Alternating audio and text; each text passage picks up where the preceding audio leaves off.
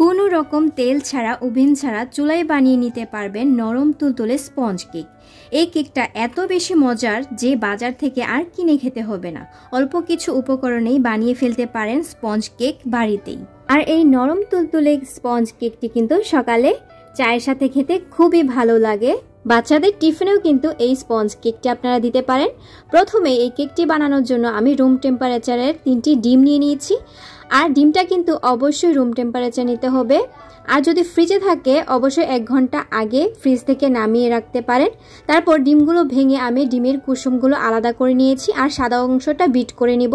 আপনারা চাইলে কিন্তু হ্যান্ড বিটারের পরিবর্তে হ্যান্ড উইক্স দিয়েও বিট করতে পারেন, তবে একটু সময় বেশি নেবে।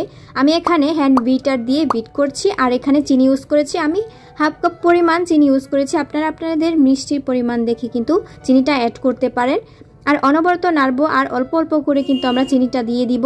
যেহেতু আমরা স্পঞ্জ কেক বানাচ্ছি এর জন্য কিন্তু আমাদের অবশ্যই ডিমের সাদা অংশটা একটু ফোমি করে নিতে হবে।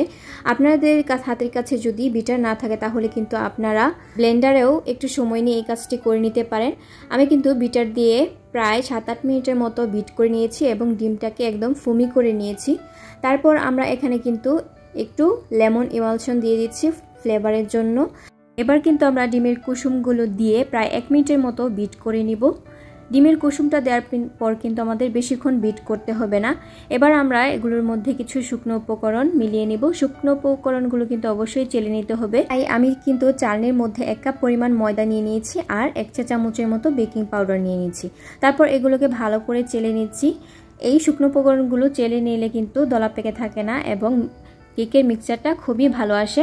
এবার কিন্তু আমি একটি স্প্যাচুলার সাহায্যে শুকনো উপকরণগুলো ডিমের ফোমের সাথে আলতো হাতে মিশিয়ে নিব। দেখতে পাচ্ছেন আমি কিন্তু একটু সময় নিয়ে আলতো হাতে এটা মেশাচ্ছি। আপনারা কিন্তু এই সময় খুব তাড়াহুড়া করে এটাকে মেশাতে যাবেন না, তাহলে কিন্তু কেকটা দেবে যেতে পারে।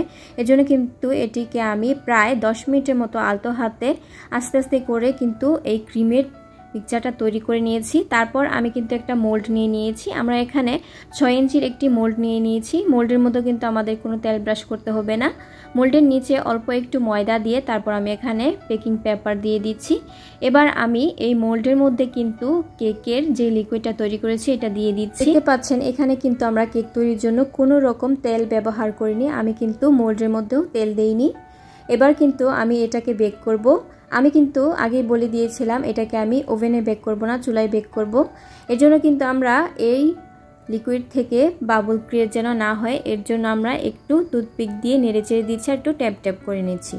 এবার কিন্তু আমরা চুলায় এটিকে বেক করতে নিয়ে যাব। প্রথমে কিন্তু আমি একটি ডিপ প্যান নিয়ে নিয়েছি, এতে একটি স্ট্যান্ড দিয়ে দিয়েছি। স্ট্যান্ডটা দিয়ে কিন্তু আমরা 10 মিনিটের জন্য প্রিহিট করে নেব। তারপর কিন্তু আমরা কেকের মোল্ডটা দিয়ে দিব। কেকের মোল্ডটা দিয়ে কিন্তু আমরা 30 মিনিটের মতো কেকটাকে বেক করে নেব। আর আপনারা যদি ওভেনে বেক করেন তাহলে কিন্তু আপনারা 30 মিনিটের মতো বেক করলেই হয়ে যাবে। আমি কিন্তু চুলার আঁচটা মিডিয়াম লো হিটে করে নিয়েছিলাম। এই তো দেখতে পাচ্ছেন আমাদের কেকটা কিন্তু একদম রেডি হয়ে গেছে। দেখতে কিন্তু খুবই স্পঞ্জি হয়েছে। এবার কিন্তু আমি এটিকে চুলা থেকে নামিয়ে নিব। চুলা থেকে নামিয়ে কিন্তু আমরা অবশ্যই একটু ঠান্ডা করে মোল্ড আউট করব। আমি একটু ঠান্ডা করে নিয়েছি। তারপর একটি নাইফের সাহায্যে কেকের সাইড দিয়ে একটু কেটে নিয়েছি। তারপর এটিকে আমি উল্টে নিয়েছি। এরপর কিন্তু আমরা এখানে বেকিং পেপারটা উঠিয়ে নেব। দেখতে পাচ্ছেন কেকের কালারটা কিন্তু খুবই দারুণ এসেছে। নিচে দিয়ে কিন্তু খুবই ভালো একটি কালার এসেছে। দেখতে পাচ্ছেন, দেখেন মোল্ডের মধ্যে কিন্তু লেগে যায়নি। কেকটা কিন্তু খুবই স্পঞ্জি হয়েছিল। আপনারা দেখতে পাচ্ছেন, আমি হাত দিয়ে একটু চাপ দিয়ে দেখিয়ে দিচ্ছি আপনাদেরকে। এই কেকটি কিন্তু আপনারা চায়ের সাথে যদি খান তাহলে কিন্তু খুবই ভালো লাগবে এবং বাচ্চাদের টিফিনেও কিন্তু এই কেকটি আপনারা দিতে পারেন। আমি কিন্তু একটি কাটার নাইফ দিয়ে কিন্তু কেকটিকে 2 ভাগ করে নিয়েছি। এই কেকটি কিন্তু আপনারা ক্রিম দিয়ে ভালো করে ডেকোরেশন করে নিয়েও কিন্তু আপনারা এই কেকটিকে খেতে পারেন। আমি কিন্তু এটিকে 2 ভাগ করে দেখিয়ে দিচ্ছি কেকটা কিরকম হয়েছে। আশা করি আপনাদের সবার এই রেসিপিটি খুবই ভালো লেগেছে। ভালো লেগে থাকলে কিন্তু অবশ্যই একটি লাইক করে দিবেন। আপনাদের একটি লাইক কিন্তু আমাকে পরবর্তী ভিডিও বানাতে উৎসাহ জাগায়। আর অবশ্যই কমেন্ট করে জানিয়ে দিবেন কেমন হয়েছে।